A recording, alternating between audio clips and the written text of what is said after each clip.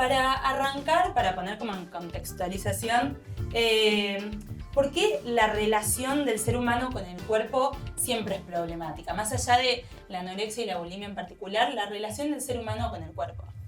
Bueno, esto ya lo hemos tocado en otros episodios del podcast. La relación del humano con el cuerpo es complicada porque es problemática, porque al no tener instinto y un programa preestablecido para funcionar, ni en la sexualidad, ni en la comida, en este caso, ni en ninguna de las funciones, entonces, bueno, hay que arreglárselas con el enigma de cómo estar y cómo hacer con el cuerpo. Y sabemos que el cuerpo no responde, está el que dice me pongo colorado cuando no quiero, justo transpiro y me pongo incómodo, entonces transpiro más pero me pongo más incómodo. Bueno, yendo a estas cuestiones, ¿no? De lo que estoy hablando más específicamente, la anorexia y la bulimia, hay una relación muy perturbada con el cuerpo, ¿no? Donde sobre todo con la imagen del cuerpo, sabemos que la imagen le puede hacer problema a cualquiera, ¿no? El que dicen tengo los mismos brazos que mi mamá, o soy demasiado menudita, o me dicen soy grandota y me quiero morir, ¿no? Pero lo que vemos muchas veces, y voy a hablar a veces en femenino, no porque necesariamente sean mujeres, sino porque el 90% de la clínica es de mujeres en la anorexia y la bulimia, lo que vemos son intentos desesperados, denodados, interminables, de sacarse algo del cuerpo, de sacarse la carne del cuerpo, como una cuestión de un exceso que no se puede soportar, que se vuelve insoportable y que hay algo de más, y en el límite a veces de la flacura también hay algo de más, ¿no? Entonces, bueno, sumas, restas, intentos de aplanarse, bueno, toda una cuestión de trabajo mental y trabajo físico, ¿no? Desde el gimnasio hasta no comer, etc. Hablas mucho en el libro de la relación de las personas con anorexia y bulimia en relación a la carne. ¿Cómo es esa relación que vas tratando ahí? Bueno, la relación con la carne es algo que me intrigaba hace mucho tiempo. Ahora, y me puse ahora a investigar otras cosas, como un filósofo muy importante que habló de esto como Derrida, ahora voy a comentar algo. Pero hace 30 años yo atendía en el consultorio y venía quizás una persona anoréxica y me decía algo que no se escuchaba en la época, ahora es mucho más común. No, yo no voy a comer cadáveres, ¿no? Y en ese momento, quizás si yo daba una clase, daba un ejemplo de Mafalda, ¿no? Que es universal y que no sé si recuerdan una tira donde Felipe está con Miguelito, Miguelito va a buscar algo a la heladera de Felipe, ¿no? Va a buscar agua, le dice, vuelve horrorizado Miguelito y Felipe le pregunta, ¿qué pasó? Es que hay un cadáver en tu heladera. Y después se ve a la mamá de Felipe en la tira siguiente diciendo, Felipe, te preparé el pollito que tanto te gusta. No, mamá, deja, yo como verduritas, ¿no? Entonces, lo que él trajo, ¿no? Fue la cuestión de desnudar, ¿no? De que eso era un cadáver. En la Carol Adams, que es una de las personas que cito porque es una militante estadounidense y escritora feminista y antiespecista, ella lo que va a decir es que en el alimento que comemos está disociado que comemos un animal muerto porque decimos hamburguesa, ¿no? Cambiamos el nombre que decimos, no es estoy comiendo una vaca muerta, sino hamburguesa, y la forma que toma es otra. Entonces, lo que vemos en que la anorexia se presenta de una manera desvelada, ¿no? De una manera siniestra y rompe el cadáver. Claro, es como que ves la carne así cuando te dan ese pescado que tiene la cabeza y todo el cuerpo que se ve entero, pero quizás te estás comiendo una hamburguesa y no ves que tiene el pan, que tiene el ketchup, ves ahí el animal así asesinado como un cadáver en el plato.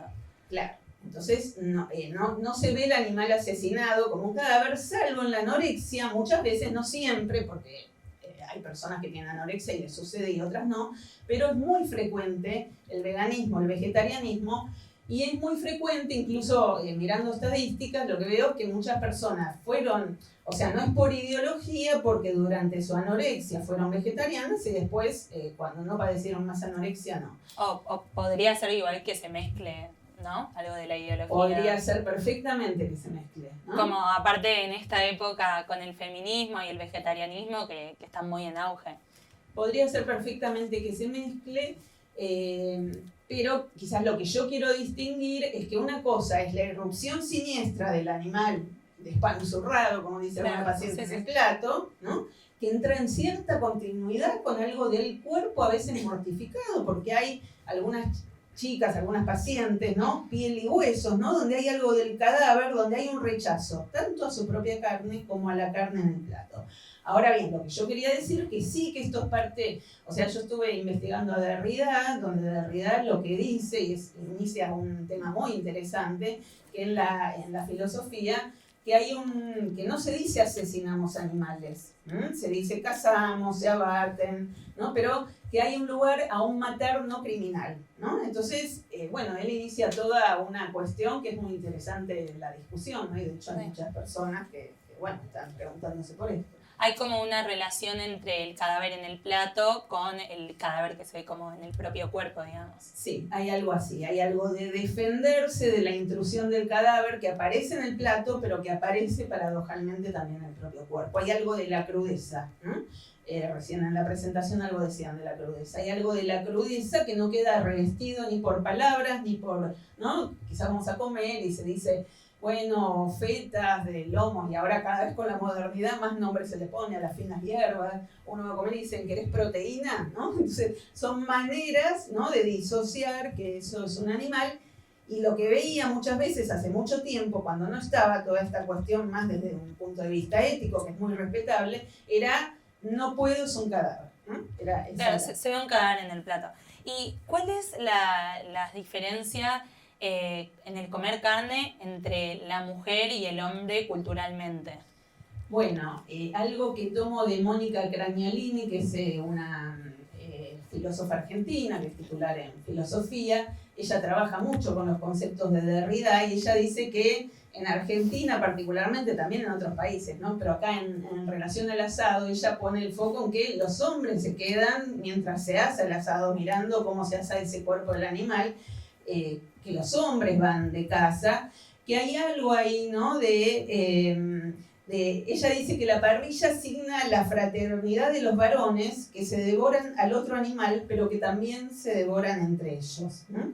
Y que toma el dicho de Martín Fierro, todo bicho que camina va a parar al asador, ¿no? Como decir, bueno, hay algo ahí de comerse al otro que tiene que ver con algo cultural y de apropiación, y que de hecho, si un hombre no come carne, en Estados Unidos, por ejemplo, hay unas páginas que dicen soy boy, o sea, hombre de soja, y los denigran, ¿no? Como que son poco hombres, ¿no? Como que son feminizados porque no comen carne, ¿no?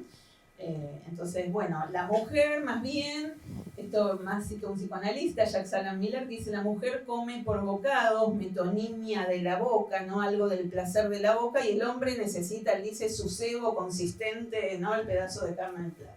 ¿No? De hecho, quizás pasa que a veces se va con mujeres a ciertos restaurantes, ¿no? Donde están todas esas pinceladas de ciertos adobos en los platos y en la manera de decirlos, y que algunos hombres dicen, no, esto no, yo quiero...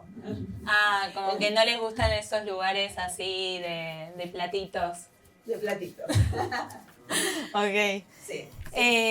Más allá de la relación de las personas anoréxicas o bulímicas con la carne, ¿qué relación con el acto de comer? O sea, las formas de comer de una persona anoréxica son diferentes. En el libro, por ejemplo, hablas del banquete de la anorexia y de la bulimia. ¿Cómo es eso?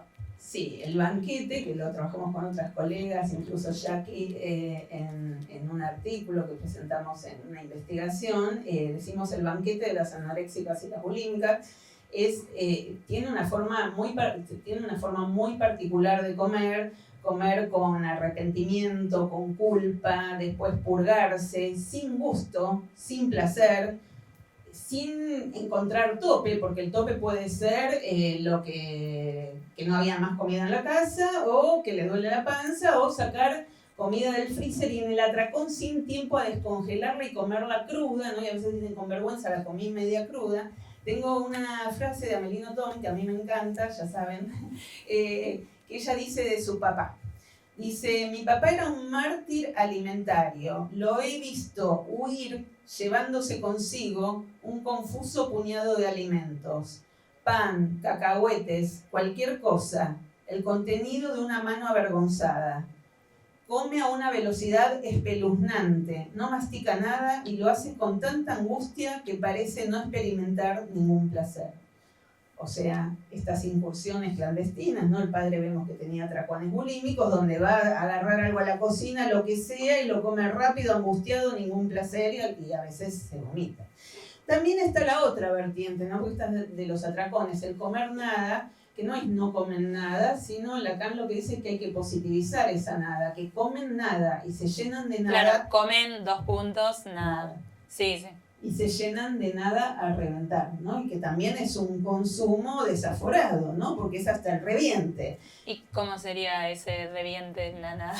En la nada, y bueno, los maratones de ayuno que quizás se proponen en ciertos blogs y quedan días y días sin comer y hacen una carrera y compiten para ver quién lo logra.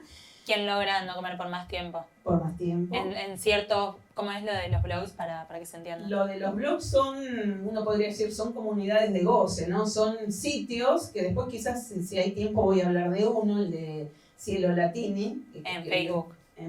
No sé en dónde está, porque en realidad a esos blogs los cierran por hacer apología de la anorexia, pero vuelven a aparecer. Yo digo, justamente estas chicas que tanto se manejan con los engaños, bueno, cerrarlos es una manera, hay gente que discute, ¿no será una manera de que proliferen más? Entonces en estos blogs se pasan tips para estar más flaca, para que la familia no se dé cuenta, o lo que dice Amelino Tom fuera del blog es que ella antes que la pesaran tomaba 3 litros de agua en un cuarto de hora, que el dolor era tremendo, pero para que la pesen con más kilos en el cuerpo, ¿no? Y no se dé cuenta la familia de que no comió, ¿no? Entonces esas son las carreras de ayuno. O una paciente que ya no tiene anorexia, pero dice, yo comía sin magia, sin colores, sin sabores, todos los días lo mismo, y además comía, yo me hacía la comida porque no quería que entre ni una gota de aceite, y mi mamá, yo sé que le ponía un poco de aceite. Y otro dato fundamental para decir es que comen solos o solas, ¿no? En la autosegregación. No se come en lo familiar, en la fiesta, en los códigos, en los ritos, incluso se falta a reuniones de fiestas a veces para no tener que comer. O sea, el banquete en realidad es como lo contrario, es como que están solas. Claro, es un banquete sola, ¿no? Es un banquete del reviente, de un goce que no es placer, ¿no? Yo a veces esto lo digo. El goce en psicoanálisis no es placer, es quizás un malestar muy fuerte, pero hay una satisfacción pulsional que hace que no se lo pueda dejar, ¿eh? ¿En qué momento de la vida suelen surgir las anorexias y bulimias? Bueno, suelen surgir en la pubertad porque la pubertad, no siempre, y ahora se está adelantando a veces, pero la pubertad es un momento de conjunción entre lo real del sexo y la responsabilidad del acto, o sea que con su realidad sexual ya pueden encontrarse con otra persona, es decir, pasar de lo autoerótico al encuentro con otro cuerpo, a definirse como ser sexuado, muta el cuerpo, hay demandas pulsionales, ¿no? Y abordar el goce sexual. Entonces, el cuerpo se vuelve como algo ingobernable, ¿no? Sacudido por deseos que cuesta manejar. Yo les voy a contar lo que dice Amelino Tom, ¿no? Que en mi caso, ¿no? Que me dio tanto, me enseñó tanto. Ella dice, antes de entrar en la anorexia, me ocurrió una terrible desgracia. Un joven inglés de 15 años, delgado y delicado, se lanzó al agua ante mis ojos y sentí que algo se desgarraba dentro de mí. Horror, deseaba un chico. Solo me faltaba eso. Mi cuerpo me había traicionado. Un cuerpo que tiene deseo. Cuerpo que tiene deseo. Y aparte para tener deseo tiene que ser real, tiene que tener materia, ¿no? Tiene que tener materia, con lo cual ella lo que se dedica después de eso es a exterminar su cuerpo y dice frases muy fuertes. Dice, a ver si la tengo acá, bueno, no la encuentro, pero ella dice que el pelo se le caía, que adelgazaba un montón y ella escuchaba una voz en la cabeza que decía, pronto morirá, y ella estaba contenta de eso. Como si fuera insostenible ese deseo. Como que el deseo que la divide, ella lo quiere gobernar, lo quiere hacer entrar. Por eso claro, muchas veces cuando describen la anorexia son perfeccionistas, son controladoras, pero no tiene que ver con los actos obsesivos que vienen de otro lado. Es gobernar un cuerpo que se escapa, ¿no? Es gobernar un cuerpo que de repente se ve que es ingobernable. Claro, como que el deseo se escapa a lo que se puede controlar. Claro, el deseo no se gobierna, el deseo sacude el cuerpo y en la adolescencia, ¿no? ¿Quién podría decir otra cosa? En la adolescencia, ¿no? Le pasan a uno cosas que no las decide el yo, Y la adolescencia es un momento paradigmático de ese encuentro con el cuerpo sexuado y de la otredad que es el cuerpo, de que hay algo extranjero, que nos tenemos que arreglar con que el cuerpo hace un poco lo que quiere. O sea, el deseo tiene que ver con eso extranjero. El deseo tiene que ver con lo pulsional, con lo sexual y con la dirección, con eso hacia otra persona, con querer, o sea, uno podría decir, con hacer del otro una metáfora de lo perdido, ir al campo del otro a buscar a alguien, ¿no? A quien deseamos, ¿no? De quien enamorarnos. Pero lo que quizás tu pregunta tuya creo que va más a ubicar algo de la otredad. No solo el otro es otro, sino, y Lacan va a decir, en el seminario 14 va a decir, el cuerpo es el otro. O sea, la otredad es nuestro propio cuerpo y habitarlo siempre es un trabajo, ¿no? O sea, eso tiene que ver mucho con la anorexia y la bulimia, con que el cuerpo se presenta como un otro.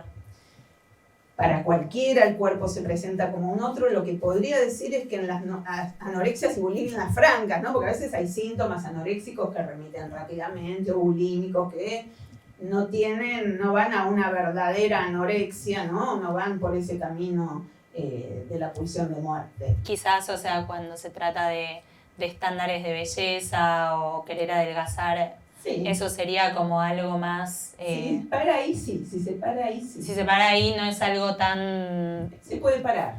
Claro, es algo parable, digamos. Es algo parable. Pero de lo que vos, sobre todo, haces foco en el libro, son de esas anorexias y bulimias que no tienen que ver ya con esa cuestión de los ideales de belleza, sino como que van más allá.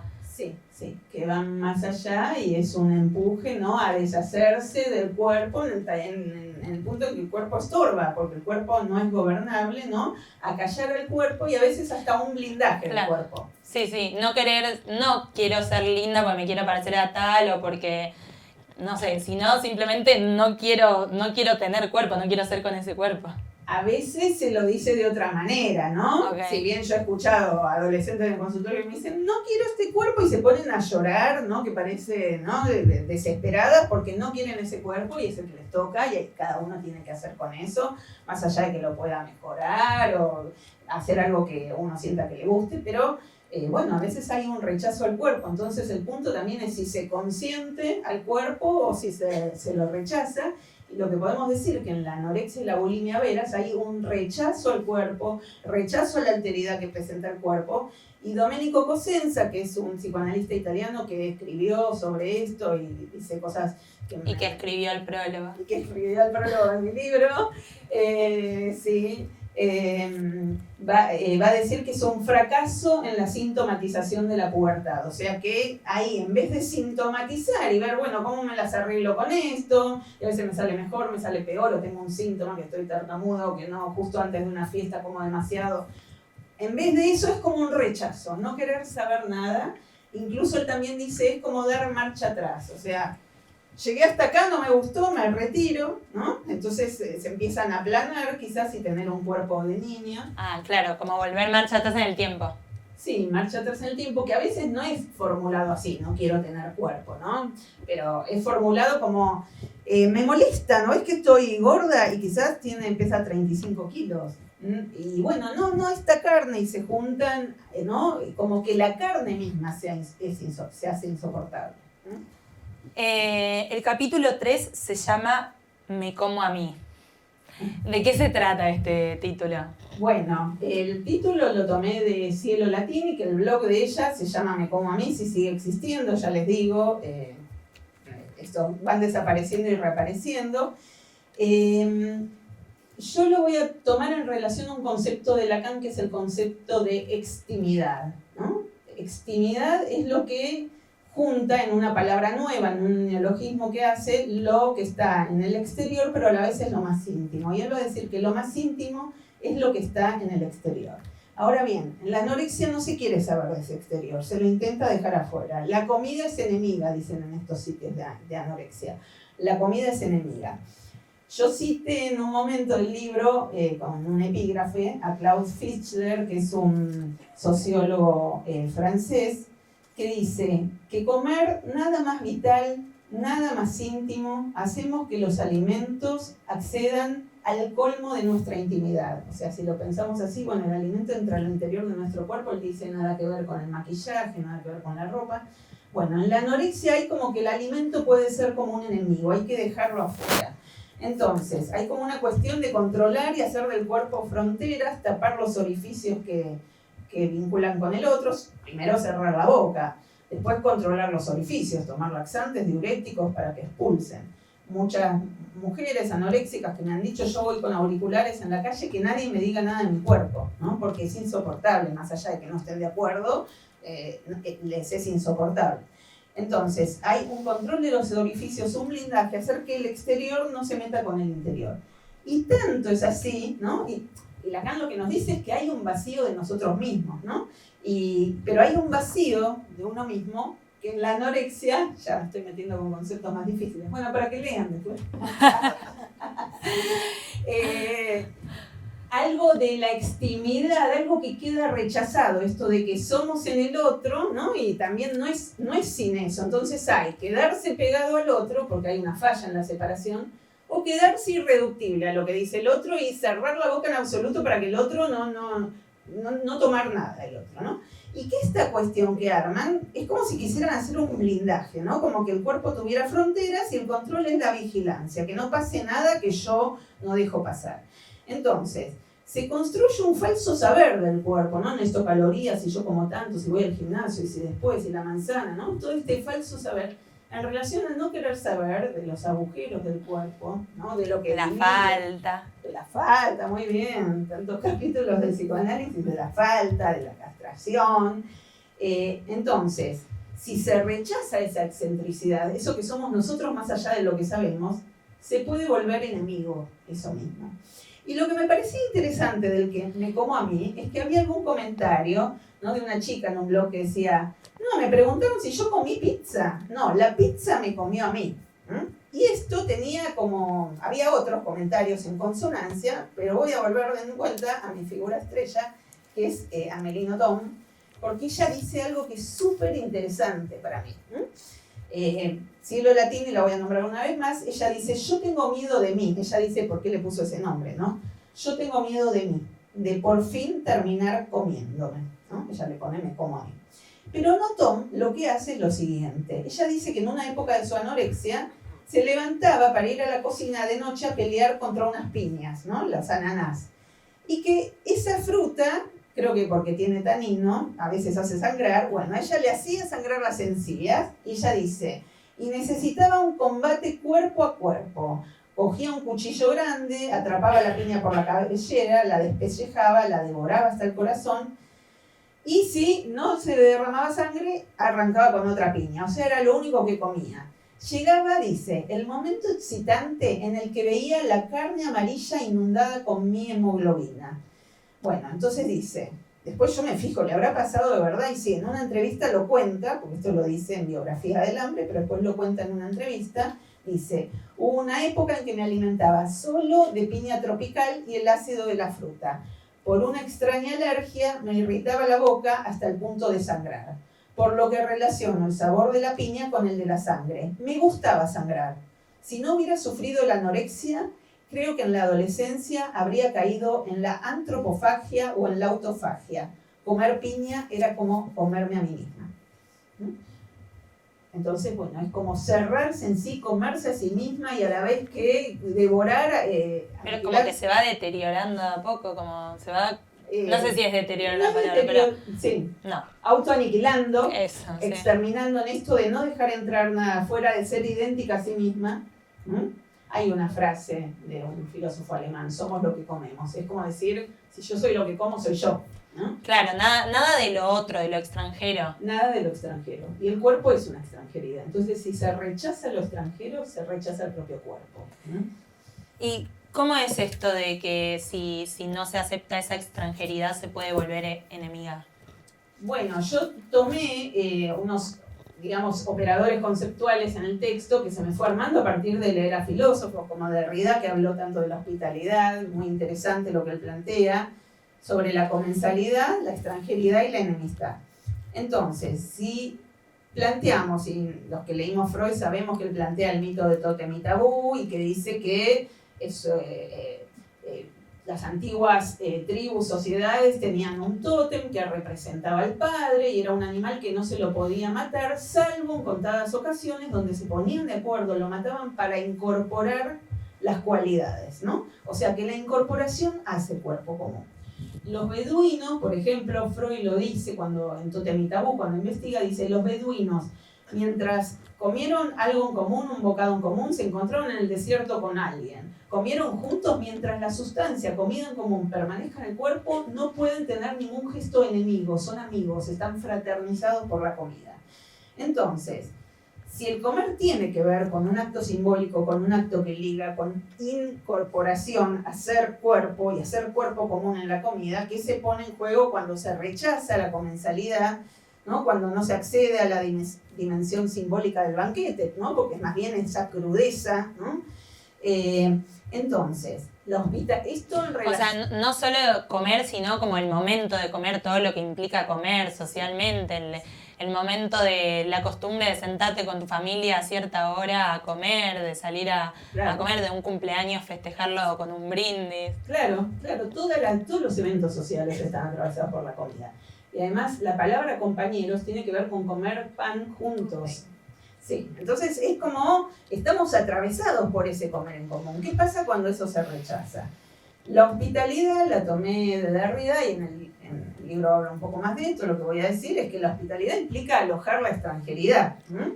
Es más, Derrida nos dice alojar la extranjeridad y habla de los animales porque son otros, no porque son parecidos, no el perrito porque es parecido, ¿no? Sino la otredad, ¿no? Entonces, sabemos que el síntoma para el psicoanálisis tiene que ver con alojar esa extranjeridad, ¿no? El goce del cuerpo, ¿no? Eso que pica, ¿no? La fonía de Dora para los que leen psicoanálisis, ¿no? Entonces, si la extranjeridad no se aloja, se puede convertir en enemistad. De hecho, en latín tienen una raíz común, enemistad y extranjeridad, o sea, la extranjeridad puede virar a enemistad. Eso también lo hablamos en un capítulo que no me acuerdo el título, pero... Sí. Nos repetimos en alguna cosita. Sí, sí. Sí. Creo que se llamaba Lo extraño en uno mismo, no me acuerdo. Sí, no sé si ibas a decir algo más de eso. Lo que iba a decir es que la enemistad es parte de lo humano, ¿no? Porque a veces se puede suponer, Lacan criticaba cuando es inevitable. Es inevitable, es ineludible, y Umberto Eco lo trabaja muy bien en algún momento, ¿no? Donde dice, si Italia se tiene enemigos externos, se unifica para vencer al enemigo. O sea, sí, como con el COVID. Sí. El enemigo está afuera, es como que... Bueno, el COVID te diría que es un ejemplo que el COVID no sabía si lo tenías vos. El COVID daba cuenta de que el cuerpo es una otredad, no sabes qué tiene tu cuerpo, ¿no? Entonces, esta cuestión de la enemistad que es ineludible, ¿qué se hace con eso? Si uno la va a transformar en otra cosa, ¿no? Entonces, Jean-Claude Milner lo que dice que cuando se establece la paz con el enemigo, se sanciona con un festín, o sea, que se sale de la enemistad comiendo, ¿no? Con un festín con comida. Y la enemistad se suspende mientras hay un comer en común. Y dice, si no es así, si no hay comensalidad, lo que hay es tiranía. Entonces, en la anorexia lo que vemos es la tiranía, al rechazar la comensalidad. No sé cómo estamos de tiempo.